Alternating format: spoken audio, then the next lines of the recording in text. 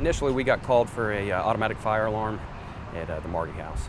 Shortly after that, they upgraded to a modified response, which then Truck 46 and Battalion 45 were added to the call. The Marty House is a group home that's housed in a residential area. The Marty House, along with several others throughout the city, they house adults with special disabilities. Engine 46 arrived on scene with nothing showing from two sides. The one-story facility, Battalion 45, established Marty Command. Shortly after, we met with one of the management personnel who stated he thought they had a fire in a back bedroom and there was a sprinkler activation. Battalion 45 was conducting his 360 and advised that all the occupants and staff were out of the building and were on Charlie's side of the building. My crew, Engine 46, we went inside, had moderate smoke in the bedroom of origin, and found a sprinkler head that had activated in the closet where a fire was set by one of the individuals.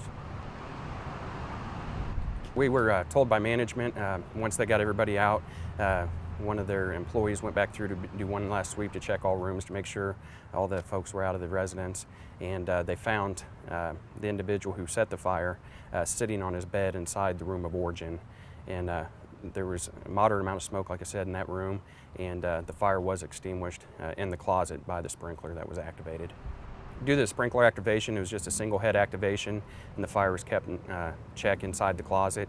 There was minimal damage to the closet, mainly just the contents such as clothes and the shelving unit, and we did have some slight water damage in the room of origin and out in the hallway, which our crews, they squeegeed all the water out, and we placed the building on fire watch, and that afternoon the sprinkler company was coming out to restore the sprinkler system and alarm system, and they had a cleaning crew to come out to finish up tidying up the residence.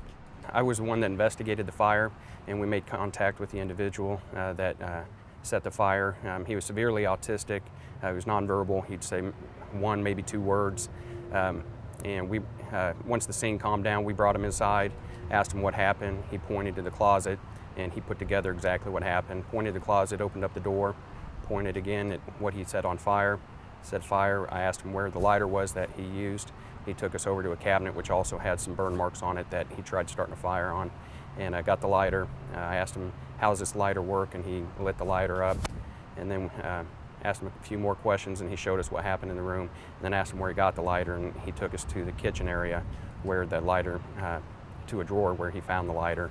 In the facility, any type of matches or lighters are prohibited, but somehow this lighter had made its way into the facility, and he had found it. This could have very easily turned out to be a very tragic event with the individual that started the fire sitting in the room of origin. If that sprinkler didn't put out that fire, I think we would have been looking at a fatality issue here. I think it's imperative that all facilities of this type have sprinkler systems throughout our city just for this reason right here.